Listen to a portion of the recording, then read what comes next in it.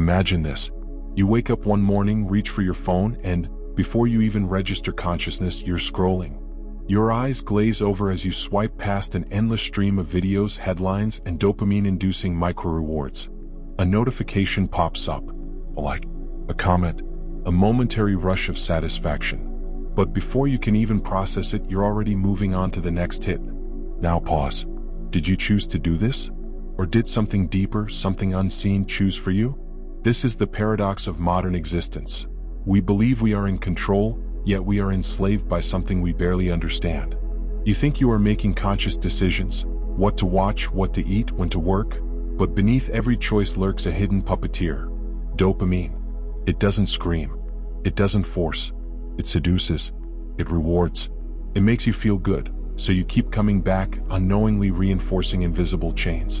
Dopamine is the reason you can't stop checking your phone, why you binge watch an entire series in one night, why junk food always wins over a home-cooked meal, and why, despite promising yourself you'll finally be productive tomorrow, you find yourself lost in an endless loop of distractions today. But here's the most disturbing part. Dopamine is not the problem. It's merely a messenger, a chemical signal designed to guide survival. The real question is, why has it turned against us? Centuries ago, dopamine was a gift.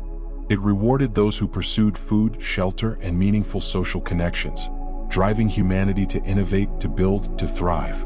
But today, in a world engineered for instant gratification, it has become a curse.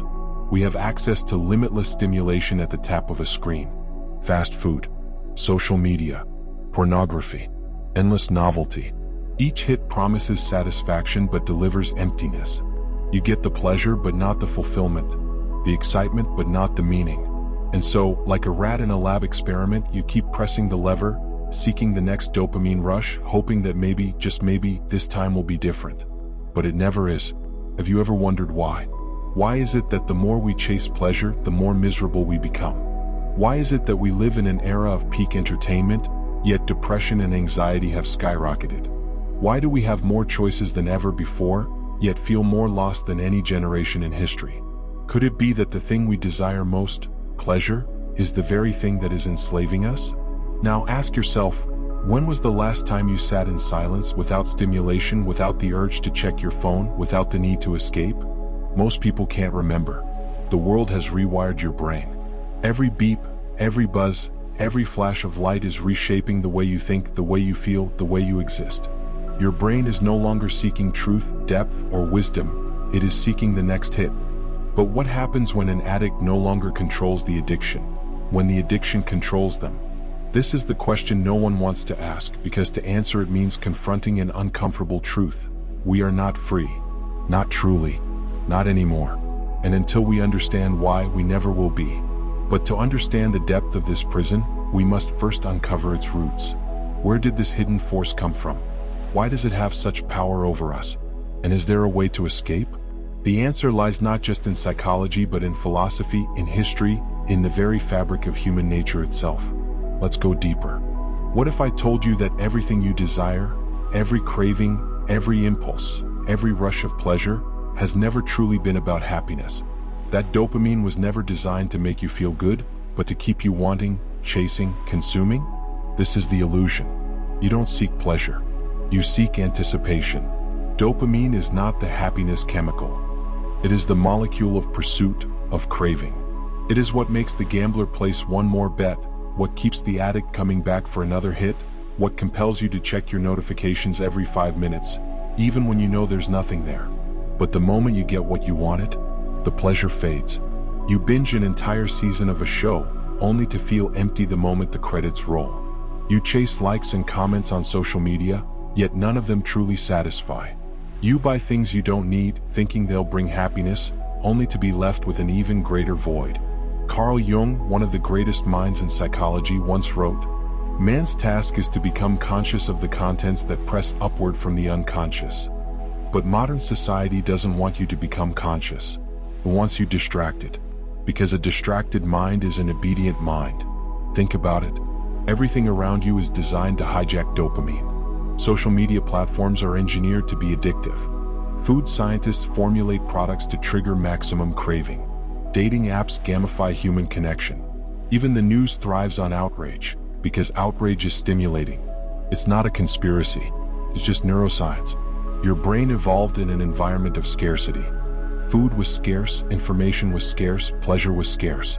Dopamine's purpose was simple, to drive you towards survival. But today, we live in an era of overabundance.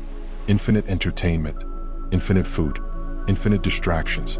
And yet, despite having more than any previous generation, people are lonelier, more anxious, more depressed. Why? Because dopamine is being weaponized against you. Aldous Huxley foresaw this in Brave New World.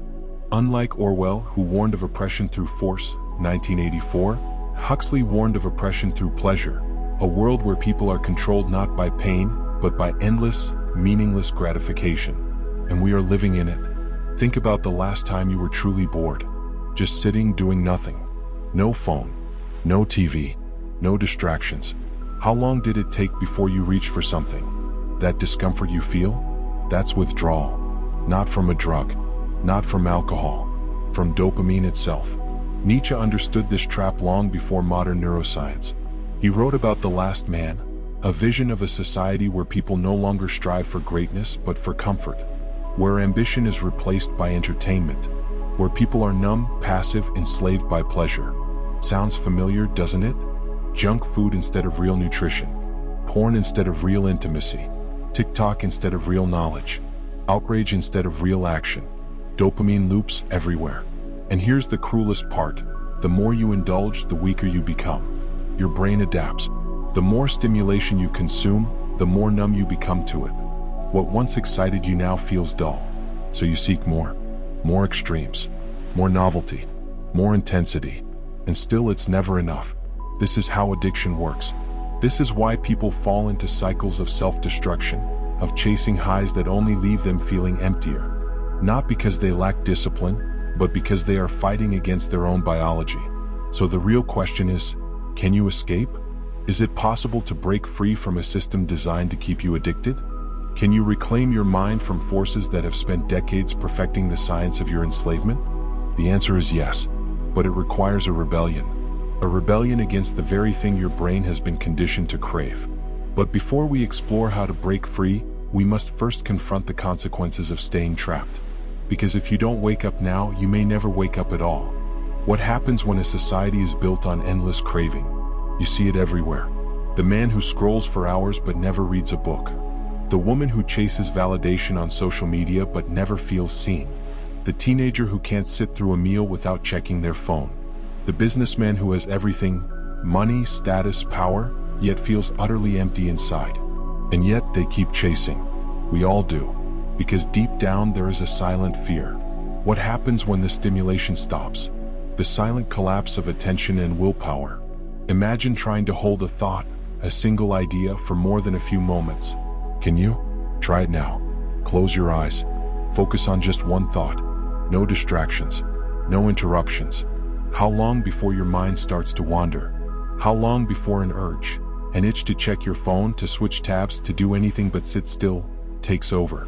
That's not an accident. Attention is being fragmented. And fragmented attention leads to fragmented willpower. In the past, the ability to focus was a superpower reserved for philosophers, inventors, and visionaries.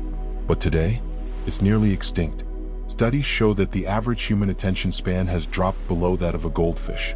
Not because people are less intelligent, but because their brains are being trained to crave novelty over depth, distraction over contemplation.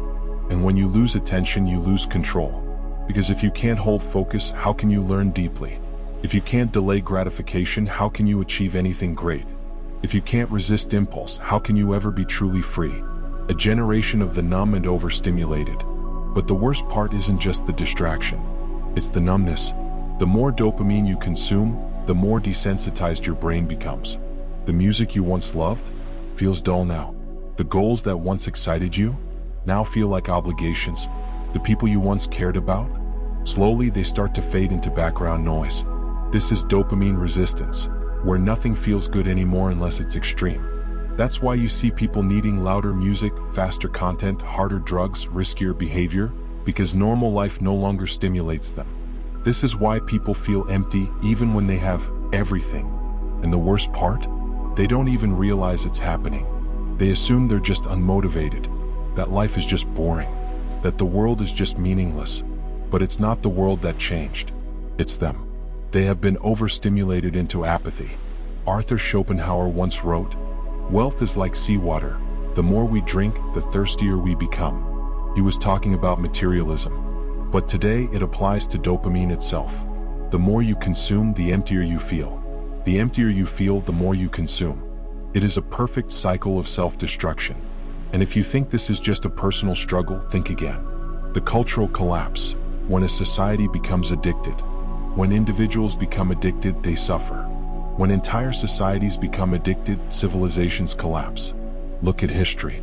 The fall of great empires didn't come from external enemies, but from internal decay.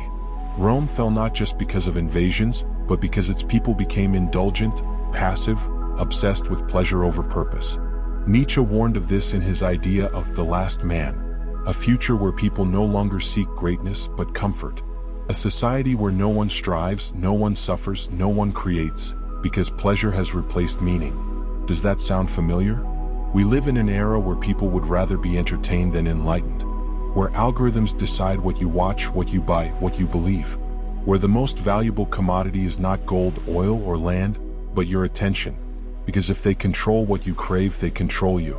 And here's the harsh truth. Most people will never escape this.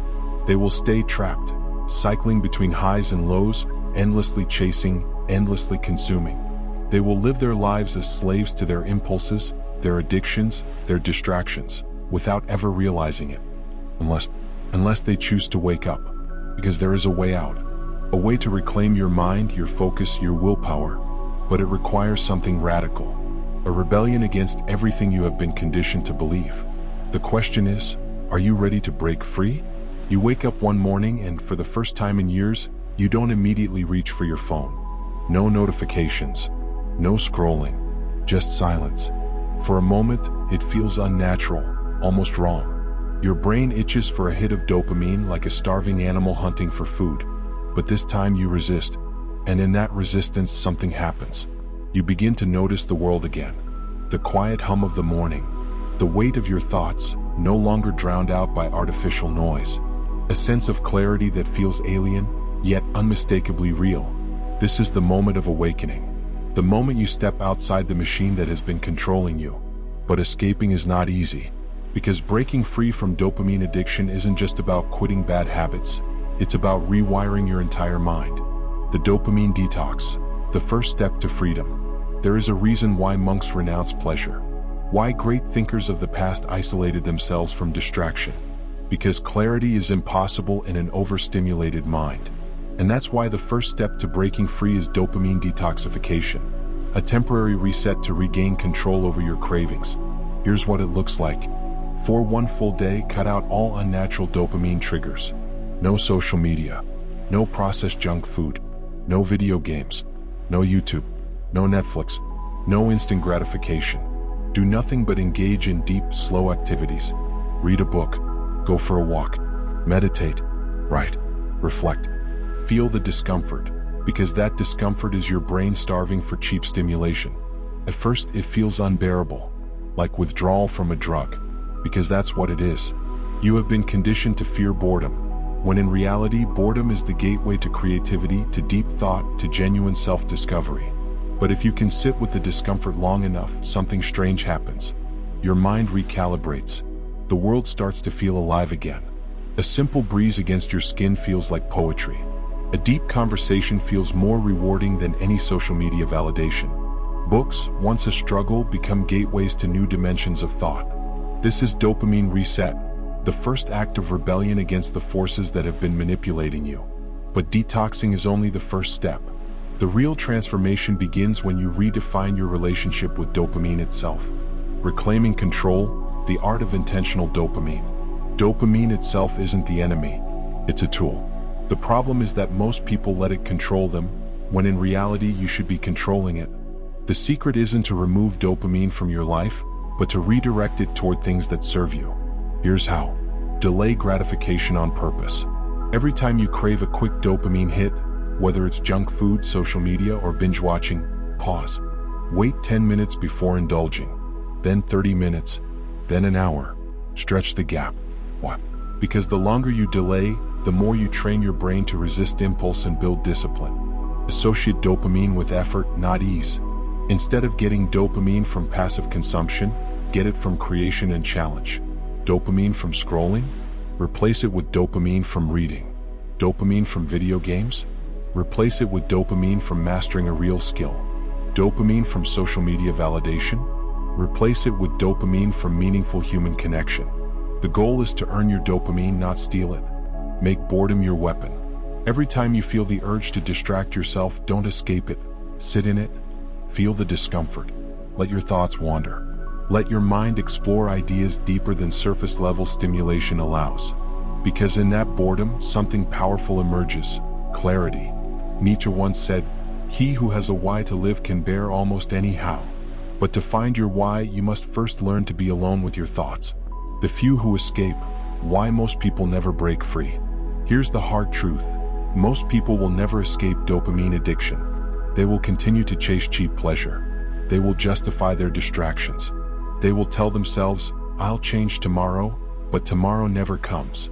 Because breaking free requires something most people fear. Confronting the emptiness inside. That emptiness, the restless anxiety when you put down your phone, the loneliness when you stop seeking validation, the discomfort when you try to focus, is the void you have been running from. But here's the paradox. The void is not your enemy. The void is where transformation begins. Because on the other side of dopamine addiction is something far greater than pleasure. Purpose. Depth. A mind no longer hijacked by impulse but controlled by will. And here's the final realization. Freedom isn't found in removing dopamine. Freedom is found in mastering it. And once you do, you become unstoppable. It has been weeks since you last mindlessly scrolled through social media. The noise that once dictated your life has faded into silence. But in that silence, something else emerges. At first, it's unsettling, a sense of emptiness, a strange disorientation. Your brain, once addicted to constant stimulation, feels like a battlefield where two forces are at war. The old self, desperate for its next hit, and the new self, struggling to take control. But then, something shifts. One morning you wake up and instead of reaching for your phone, you take a deep breath. You notice the morning light filtering through your window, the stillness of the world before it fully wakes up. For the first time in years, you feel present. This is the moment of realization. Dopamine was never the enemy. The real enemy was your enslavement to it. And now you are finally free. The illusion of freedom, why most people stay trapped. You see, modern society sells you a false version of freedom.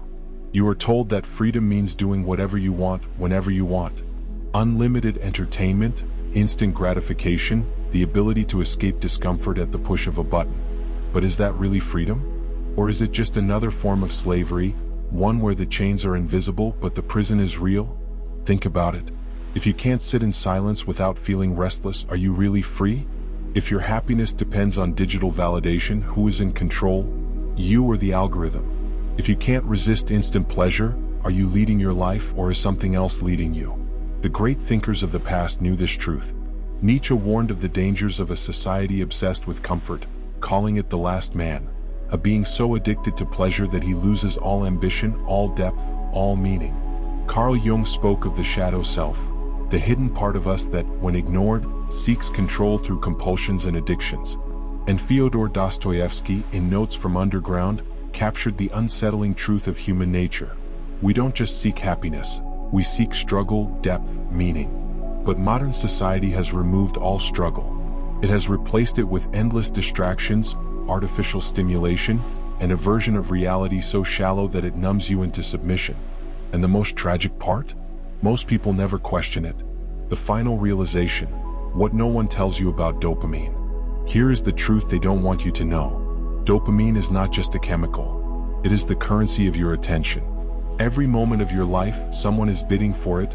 Tech companies, social media platforms, corporations selling instant pleasure. And the highest bidder wins. But here's the secret. You get to decide where your dopamine goes. You can either let the world steal it from you or you can reclaim it and invest it into something real. The pursuit of mastery. The depth of real human connection. The kind of success that isn't built overnight, but forged through years of discipline and resilience. Because dopamine, when controlled, is not your weakness. It is your greatest weapon. It is the force that builds empires, writes masterpieces, fuels revolutions. The difference between those who waste their lives and those who shape history? They both feel the same urges, but one resists while the other obeys. So, the final question is this: will you obey? Or will you reclaim your mind, your time, your life? Because in the end, freedom isn't found in indulgence. Freedom is found in control. And now the choice is yours. What will you do with it?